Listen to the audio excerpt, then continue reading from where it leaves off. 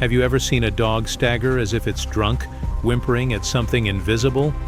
That's what made Owen freeze as he and Jed neared the immigration hall at Dallas-Fort Worth International Airport. The German Shepherd's body moved oddly, ears flicking in every direction, eyes wide as if he was being torn apart from within. No growl, just a low, anxious whine and a desperate glance at his handler. Jet wasn't just any dog. He was trained to detect chemical explosives, human remains, and trauma hidden deep in bone. But this wasn't a scent. This was something else entirely. Owen knelt beside his partner, gently holding Jet's jaw. "What's wrong, boy?" he murmured, his own heartbeat pounding in his ears. Jet licked his lips, let out a confused yelp, and stumbled sideways, as if his sense of direction had vanished. The airport security team barely noticed, too focused on forming a semicircle around a woman in a rumpled beige coat, sitting quietly on a metal bench in the corner. She seemed out of place, not like a new arrival, but like someone who knew she didn't belong here at all. "Special Agent Owen Reeves," a TSA officer called. "Over here." Jet didn't wait for instructions. He moved toward her, drawn as if by an invisible force. Owen followed, every sense on edge. The woman looked up. She was in her mid-50s, hair streaked elegantly with gray, but her eyes were the most exhausted Owen had ever seen. Not just tired, drained, as if she'd been running from nightmares for years. She ignored the agents, looked past their uniforms, and focused only on Jet. Then her gaze met Owen's. "Your dog can sense it," she said softly. Owen hesitated. "Sense what?" She glanced around, leaning forward just a bit. "Tell them this isn't about me. Not where I came from. The problem is here, your world. It's starting to fracture." Jet whined again, pressing against Owen's leg. Not out of fear, but as if bracing for a quake no one else could feel. Owen stayed still, the hairs on his arms standing up, sensing something was wrong. Then the woman added, almost painfully, "I've seen this before." They took her to a secure customs room for further questioning.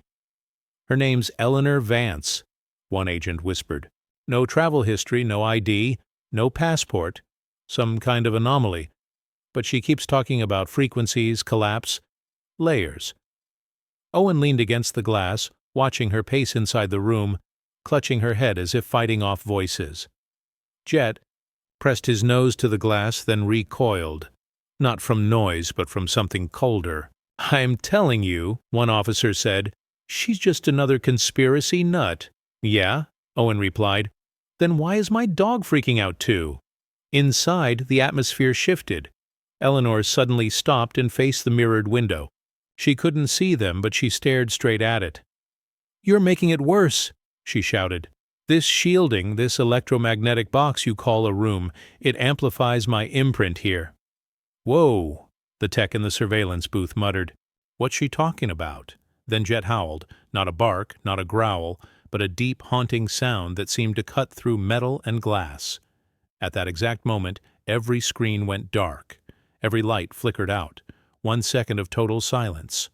When the power returned, the chair was empty. Eleanor was gone, but the room was anything but quiet. The air felt different, thicker, heavier, cold like the breath before a snowfall. Jet lunged at the far corner, teeth bared, barking at something unseen crawling from the walls. "Still with us?" Because things are about to get stranger. If you're as hooked as Jet is on this story, hit subscribe so you don't miss what's next. And tell us where you're watching from. We're mapping the truth, one clue at a time. The wardens arrived 6 minutes later. Suits, weapons, eyes that had seen too much. Their leader, a tall man in a slate-gray coat, introduced himself only as Thorne. No badge, no rank, just an authority that didn't need to be announced. "We'll handle it from here," he said. "This is now a containment issue."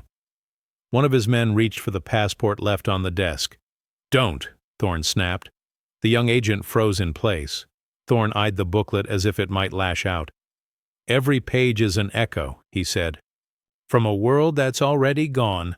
Touching it is like sticking your hand in a live wire and hoping the current doesn't run. Owen stepped forward. "Who is she?" Thorne didn't blink. "Not who. What?" He turned away, and Owen felt a strange shift beneath his feet.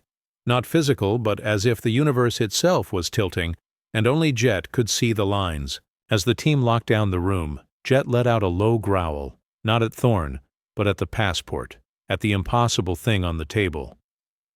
Owen glanced at his partner, then at the wardens as they walked off with evidence that would never make it into any official report. He had a feeling the woman hadn't disappeared. She'd just slipped away. And whatever world she came from, it was starting to seep into theirs. By 7:43 p.m., the security room was sealed. What had been a routine customs interview space now looked like a military quarantine zone. Plastic sheeting covered the hallway. Airport staff were rerouted. No announcements, no alarms, just a heavy, unnatural silence. Owen stood behind the glass in the observation corridor, arms folded, jaw tight. Jet paced at his side, growling, low and steady, always facing the same corner of the interrogation room. It wasn't just instinct anymore. It was a pattern. Jet was tracking something invisible, something that hadn't left. Thorne entered without knocking. His face was calm, but his gloved hands betrayed his tension, ready for anything. "She's not in any database," Thorne said.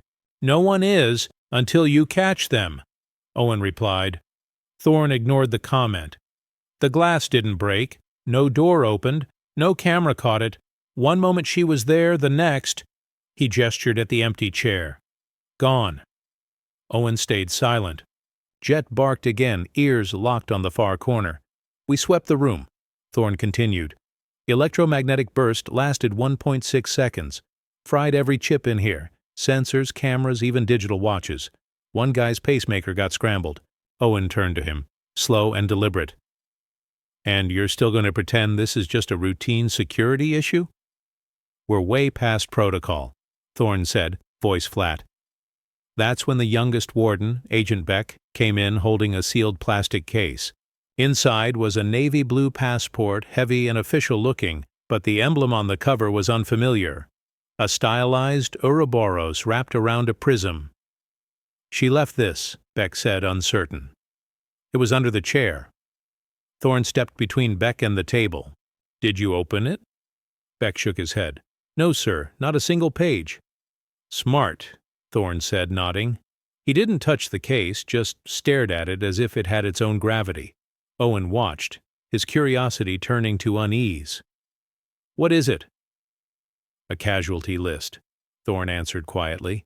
"Every page, a name, but not people. Places, realities, dimensions, whatever you want to call them." "Destroyed?" Owen asked. "Erased, lost to collapse." Jet's growl deepened, his fur bristling as if the air itself was charged. Beck stepped back, visibly shaken. "What do you mean, collapse?" Beck asked, voice barely above a whisper. Thorne let out a slow breath, eyes drifting back to the window. "We call it an entropy bloom," Thorne said, his voice low. "A breakdown in the fabric of cause and effect. You wouldn't know the term, it's not public. None of this can ever be public." He fixed his gaze on Owen. "She didn't end up here by chance. She came because this place is next." Later that night, after the scene was cleared and the wardens had left, Owen sat alone in the dark surveillance booth, trying to review the footage. Every file was corrupted beyond repair. Timestamps, audio, video. Everything was scrambled. Even the backup drives were unreadable, as if the data itself had rotted, spreading through the circuits like mold in old walls. But Jet wouldn't stop pacing the hallway. Not until they went back to the room. At 2:13 a.m., Owen used his credentials to unlock the door.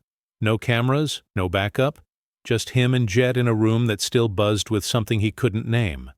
The corner. Always the same corner. Jet barked, sharp and certain, then scratched at the baseboard beneath the window. Owen knelt beside him. The panel was slightly loose, just enough to move if you pressed it. Behind it, tucked into a shallow space in the drywall, was an object wrapped in what looked like foil insulation. Owen unwrapped it carefully. Inside was something about the size of a pocket knife, smooth and black, almost like obsidian. But not glass. It was too cold, too heavy for its size. It pulsed once in his hand, a faint tremor he barely felt. Jet whined and backed away, not from the object, but from the air itself. Owen returned to his apartment by dawn. He didn't turn on the lights, just sat at the kitchen table, the black object resting beside his coffee mug. He stared at it for a long time. It didn't blink, didn't glow, didn't move, but it did the most unnatural thing of all. It made him feel watched. He opened his laptop and pulled up an old missing persons case from 10 years ago at DFW. A boy had vanished near Gate D15. No witnesses, no footage, no sound. The only thing left was a single audio file from a security mic, just a burst of static, dismissed as an electrical fault. Owen had been new then. Jet wasn't even certified, but the case had always haunted him. Now, with Eleanor Vance missing from the same terminal, and Jet reacting the same way, it didn't feel like coincidence. It felt like a pattern repeating itself. The next morning, Owen's phone buzzed with an alert. His clearance was suspended. He called dispatch. No answer. At the precinct, his badge wouldn't scan. Inside, colleagues looked at him like a stranger. Marcus, an old friend, squinted. "You were on that immigration thing last night, right?" Owen nodded. Marcus frowned. "What immigration thing?" Owen checked the system himself. No record of Eleanor Vance, no report, no incident log, no EM data, nothing. At home, his desktop drive was wiped. He reached for a hard copy from his file drawer. Gone. Jet barked from the living room, short and urgent. Something had shifted. Owen ran. Not out of fear, but realization. Someone, or something, was erasing reality around him. Not hiding, not killing, removing. They weren't targeting him with violence. They were cutting out the incident like a surgeon excising disease, starting with the data, moving toward memory. Owen didn't need more proof. He'd seen enough. This wasn't a cover-up. It was containment. He was the vector. In the days that followed, everything in Owen's life became unstable. Photos on his phone blurred out certain faces. Emails about the case bounced back undelivered. Search results twisted names into nonsense. It was like standing on thin ice, hearing it crack beneath you, except no one else seemed to notice the sound. Jet stuck to Owen's side constantly now, refusing to sleep in another room, reacting to subtle shifts in the air that Owen couldn't sense. Every time Jet barked, Owen checked the clock. Time kept moving, but reality itself felt like it was starting to unravel at the edges. Then, one morning, Owen checked his bank account. 0 balance. That was the final sign. He no longer existed in the system. But the key did, and someone, or something, was working hard to take it from him. Owen didn't go back to his apartment. He knew better. By now, the wardens were probably inside, not cleaning with bleach and gloves, but erasing with digital solvents and memory wipes. Whatever agency they belonged to, their methods left no trace. Just blank spaces where things used to be. So Owen took Jet and went to the one place no one bothered to search anymore, the basement archives of the old downtown library. The city had digitized most of its records, but here, shelves still held boxes of paper files, dusty microfiche, and forgotten case folders untouched by any algorithm in years. Jet's paws echoed on the old tile as they descended the concrete stairs. The air was thick with mildew, the scent of aging paper and rusted metal, a hint of decay. It felt safe, not because it was secure, but because it was overlooked. He found an empty table in the back and set the obsidian object in front of him. It looked unchanged, black, smooth, silent. But when Owen touched it now, he felt something, a faint vibration beneath the surface. Not heat, not movement, but a second heartbeat that wasn't his.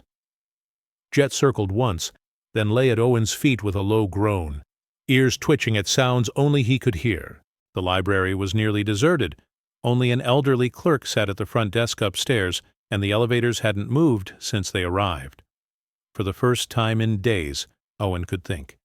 He had questions, starting with that corner in the interrogation room. the spot Jet had fixated on again and again. Jet hadn't been barking at nothing. He'd been barking at a message. That night, Owen broke into the secure wing at Terminal D.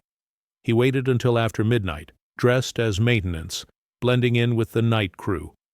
Security was lax after the disappearance was written off as a system glitch. Most agents were young, distracted, worn out from the holiday rush. No one questioned a guy with a cart full of extension cords. Jet wore his service vest. No one stopped a working dog. They reached the room without trouble. Owen locked the door and switched off the lights. Jet went straight to the corner. Same spot, same reaction. But this time, he wasn't just barking. He was whining, low and anxious. Owen knelt, checking the baseboard. The panel was still loose. He pried it off, expecting the empty space where he'd found the obsidian object. Instead, he found something else. A symbol etched into the concrete behind the panel. It was circular, almost like a maze. At first, it looked decorative, but the longer he stared, the more it seemed to shift. Not physically, but in his mind. It was never the same pattern twice. He snapped a photo with his phone. Suddenly, the overhead light exploded. Jet barked, spinning to face the door. The temperature in the room dropped instantly, a chill that made Owen's skin prickle. Outside, there was nothing. No footsteps, no hum of machinery, just a silence so deep it hurt his ears. They didn't wait. Owen grabbed the panel, shoved it in his bag, and ran. Through staff corridors, down freight elevators, out into the cold Texas night. Only when he was back in his truck, Jet panting in the passenger seat, did he let himself breathe. They weren't just watching, they were listening. The object, the symbol, they weren't left behind by accident. They were bait, or maybe a test. Back at a cheap motel on the edge of Irving, Owen spread everything out on the bed. The obsidian, key, the etched panel, the strange photo, and his old case notes about the boy who vanished a decade ago. He'd never told anyone, not even Jet. But years after the case was closed, the missing boy's mother had sent Owen something. It was a short voice recording, just a few seconds long. She'd found it on a toy her son used to sleep with, a stuffed animal with a built-in voice recorder. Owen had listened to it countless times. Static, a few clicks, then silence. Everyone else had dismissed it as interference, but tonight it sounded different. He played it again.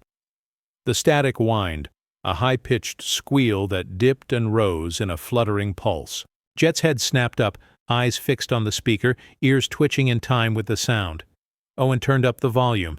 The obsidian key vibrated, just once, but clearly. Then again. Owen froze. He grabbed a Bluetooth mic, plugged it into the speaker, and looped the sound. As the object vibrated in sync with the audio, Jet began pacing in tight circles, tail low, head high. Owen sat perfectly still. This wasn't just a keepsake from another world. It was a receiver, and the sound wasn't just noise, it was a signal. By 4 a.m., Owen had set up every piece of equipment he had left: a portable amp, signal boosters, a vibration mic, his last working laptop. He started running spectrum analysis. The sound from the toy wasn't random. It was layered, encoded, and beneath the noise was something he never expected: voice patterns. Not words, not speech, but the resonance of human vocal cords, stretched and modulated in ways no living person could produce. The recording wasn't interference. It was a compressed transmission. From where? He had no idea, but the key responded like a tuning fork finding its note. Owen scribbled notes furiously, tracking every second of waveform, every pulse interval. The pattern repeated every 43.7 seconds, with only minor frequency shifts. He compared it to the audio Jet had reacted to in the interrogation room. It was a perfect match. Different events, same signal. By dawn, Owen reached a conclusion. The missing boy hadn't just vanished, he'd been marked. And Eleanor Vance hadn't been trying to escape. She'd been trying to finish something, to bring this key into this world and leave it for someone. Owen wasn't meant to find it. He was just the one Jet trusted, and Jet was the only one tuned in enough to know it wasn't over, not even close. At 6:12 a.m., there was a knock at the motel door. Soft, deliberate. Jet was instantly alert, hackles raised. Owen approached, gun drawn, every muscle tense, but no one was there. Just a note slid under the door. No envelope, no handwriting, just a single sentence printed in block letters. You have what doesn't belong. Below it, a symbol. Not the maze, but something else. Two overlapping circles with a narrow slit between them. It looked like a door, or a mirror, or maybe both. Owen held the note long after the knock had faded. Jet sat motionless by the door, muscles taut, eyes fixed not on the hallway, but on the floor behind Owen, as if watching something crawl out of the wall. Owen spun around. Nothing. No movement, no shadow, just the sickening feeling that something had been there, and Jet had seen it leave. He placed the note on the bed, his fingers cold. No return address, no watermark, just the stark message and the symbol, two circles, a split doorway. Owen stared at it too long. It made his vision blur, his eyes crossing even though they weren't. He finally blinked and looked away, fighting off a wave of nausea. By mid-morning, Owen's phone had lost all service. No signal on the Wi-Fi. Even burner phones bought at a gas station were instantly bricked when he tried to use them. Emails wouldn't send. GPS wouldn't lock. All his notes on the Obsidian key vanished from cloud storage. The shared drive he'd used for department files, deleted, not corrupted, just gone. And it wasn't just digital traces disappearing. His driver's license was invalid at the next highway checkpoint. The motel clerk insisted Owen had never checked in. By 10:14 a.m., his room key stopped working. The wardens weren't chasing him. They were erasing him, trimming his existence from the world, one detail at a time. That's when it clicked for Owen. They weren't trying to kill him, they were trying to erase him, to pull him loose from the seams of reality itself. He drove out to a scrapyard on the edge of Grand Prairie, one of the few places left where old tech went to die quietly and the regulars didn't ask questions. The owner, Mike Russo, was a retired Navy comms specialist who'd traded classified signals for rusted metal and obsolete processors. If anyone could help decode the signal in the Obsidian key, it was him. Russo took one look at Jet, ears pinned, body tense, and silently led Owen to the back room of his trailer. "You brought something wrong," Russo said. Not a question. After a moment, Owen set the key on the steel workbench. "Define wrong," he replied. Russo didn't touch it. He just stood close enough to feel the faint pulse. "I don't know what it is," he said slowly, "but I know what it isn't. It's not a transmitter." "Not exactly. It's more like a handshake, a link to something else." Owen frowned. "A device?" "No, a presence." Russo pulled an old military analyzer from the shelf and attached a signal probe, laying it gently across the obsidian surface. The machine whirred, chirped, then went completely dead. "Not powered off, just inert," Jet barked sharply, backing toward the door. Russo looked up, eyes wary. "Whatever that thing's connected to, it doesn't want us tracing it." Back outside, Owen watched Jet circle the gravel lot, nose twitching, tail stiff. He wasn't searching for scents. He was reading pressure, vibrations, disturbances in the air, and they were getting stronger. Owen opened the tailgate and set the key on a folded blanket. It pulsed once beneath his palm like a heartbeat trapped in stone. "Okay," he muttered. "If this is a key, what's it supposed to open?" He didn't have to wait long for an answer. That night, as he crossed an overpass into the industrial zone, his truck glitched. The dashboard flickered, headlights dimmed, engine sputtered but didn't die. He coasted to the shoulder and popped the hood, thinking it was the alternator. Jet stayed in the passenger seat, staring straight ahead, body rigid. Owen followed his gaze. A man stood 20 feet ahead, right in the middle of the bridge. No headlights had caught him. He hadn't been there a second ago. He wore a black suit, no tie, no ID. His shoes were spotless, too clean for Texas asphalt. Owen's instincts screamed. He closed the hood and got back in the truck, tried the ignition. Nothing. Jet growled, low and deep, eyes locked forward. Owen blinked, and the man was gone. Not hidden, not walked away, just gone. But the air where he'd stood shimmered with faint heat, like pavement after rain. Jet started barking, loud and urgent. Owen felt it too, reality folding in on itself around that spot, like a bruise beneath the skin. He spent the next day off the grid, sleeping in back road rest stops and abandoned ranger stations near Lake Ray Roberts. Jet refused to leave his side, wouldn't eat, wouldn't rest. Every time Owen tried to sleep, Jet stood guard, watching the walls, growling at shadows only he could sense. Sometimes Owen caught Jet's reflection in a window or mirror and swore it didn't match the real dog, just for a split second, just long enough to wonder if he was seeing another version of the room. That's when he realized the truth. This wasn't just about being followed. It wasn't even about being hunted. It was about being quarantined. The wardens weren't there to silence him. They were there to contain the breach, to seal off the infection before it could spread. And Owen was the carrier. On the third night, he returned to the old police archive where the boy's case was stored. The place was outdated, underfunded, but the evidence server still ran on a closed circuit, never upgraded to the cloud. He found the original case tape, the analog copy of the surveillance audio. He played it again, static hiss, garbled distortion. He placed the obsidian key next to the speaker. This time it vibrated in perfect sync with the peaks in the sound. It wasn't just reacting, it was resonating, like a tuning fork humming in harmony with a distant note. When Owen reached for the key, it was warm to the touch. Jet whimpered from the far side of the room. That's when Owen realized the space around them wasn't just shifting, it was changing. The corners of the ceiling seemed darker than they should be. The overhead bulb glowed, but the light itself felt dimmer. The doorframe looked wider, or maybe narrower. It didn't match what it had been moments before. Reality wasn't falling apart. It was being rewritten, line by line, byte by byte, like a software update patching over instability. And the patch was him. He didn't wait. Owen grabbed the key, called for Jet, and they bolted down the stairwell as the hallway behind them stretched, elongating like a distorted image. When they hit the street, everything snapped back to normal. But the clock on Owen's dashboard was off by 7 minutes, and his phone displayed yesterday's date.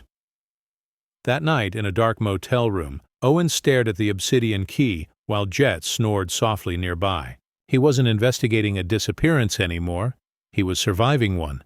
If the wardens were right, he wasn't just a detective following leads. He was the epicenter, the anomaly, the infection. And something was rewriting the world around him to erase any trace of what he'd seen. Owen hadn't listened to the old recording in a decade. But once you've heard the last thing a child says before vanishing, not kidnapped, not lost, but truly gone, the sound stays with you, like trauma etched into your bones. Now, with the obsidian key pulsing faintly under his fingers, that sound wasn't just echoing in his mind. It was answering. He hit replay on the old tape, static, then the warp chirp. A strange fluttering, like an insect trapped inside a speaker. Jet sat perfectly still. Owen glanced at the waveform on his laptop. The signal wasn't just noise, it had structure. Peaks, valleys, timing, like a code. He ran it through audio software he hadn't used since his early days in the field, back when he still believed every cold case had a reason.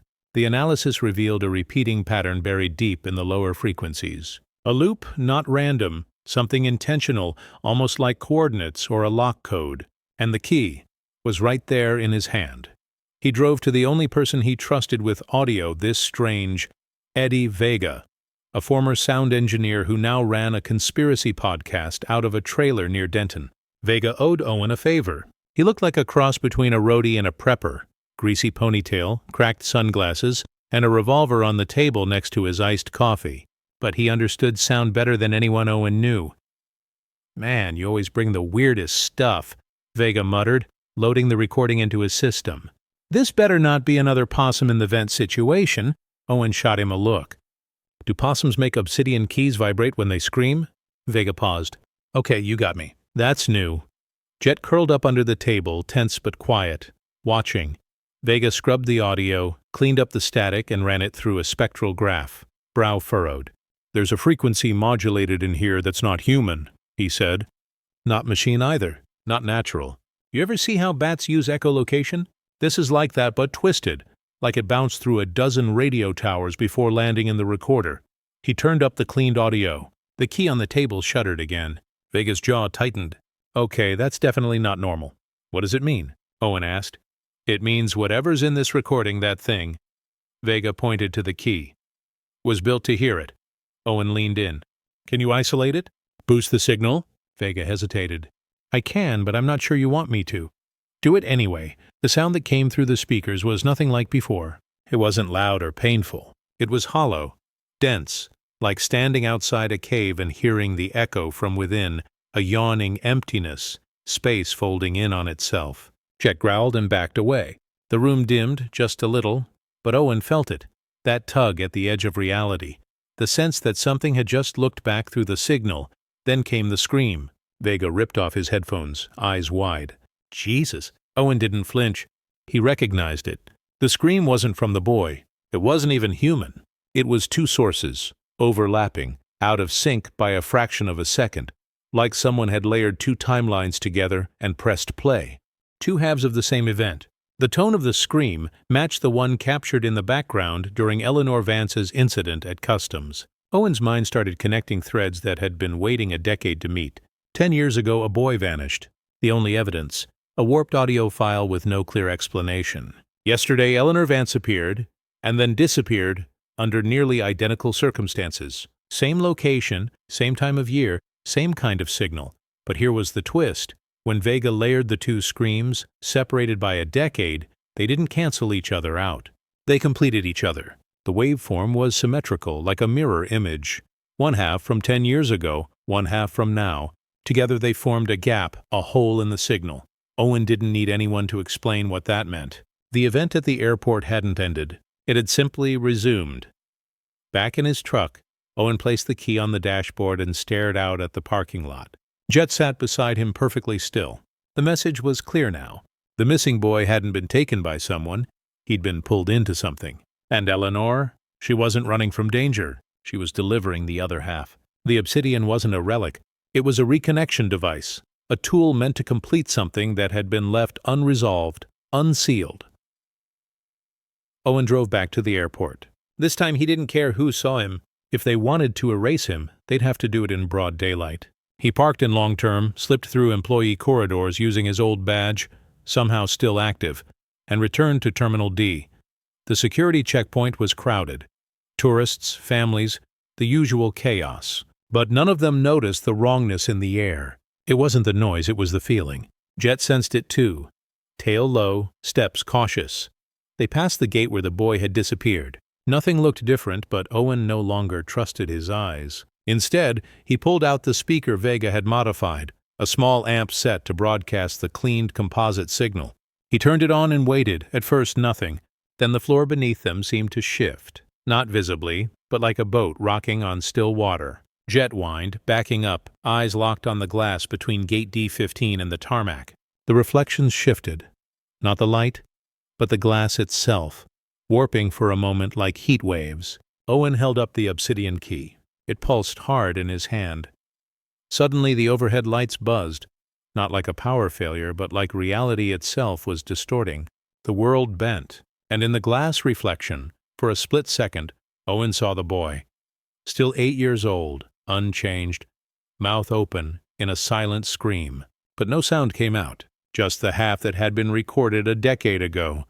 Owen's breath caught. Jet lunged forward, barking furiously. The reflection vanished. Later, back at the motel, Owen sat in the bathroom with the lights off. The key glowed faintly in the sink. The signal replayed in his mind on a loop, not the sound, but the structure. Two events, two timelines, the same fracture point. Now they were being drawn back together by him. He wasn't investigating a cold case anymore. He was inside one. And something, or someone, was making sure the lock was finally closed, or opened. He just didn't know which. The motel room felt smaller by the minute. Owen sat on the edge of the bed, holding the obsidian key like it might explode. His fingers were numb. His ears rang, not from noise but from pressure, like being too deep underwater. Jet didn't sleep anymore. He paced, tail low, head turning toward corners where nothing stood. But Owen trusted Jet more than anyone. If Jet was on edge, something was wrong. The cleaned signal Vega had made now played on a looped portable player connected to a custom amp. It broadcast on a narrow frequency, just strong enough to reach the key when placed nearby. It was time to see what the key actually did. Owen didn't know what to expect. A portal, a weapon, maybe nothing. What he got was a voice. Not in the room, not in his head, but in the air itself. As soon as the signal hit the right sequence, the key began to glow.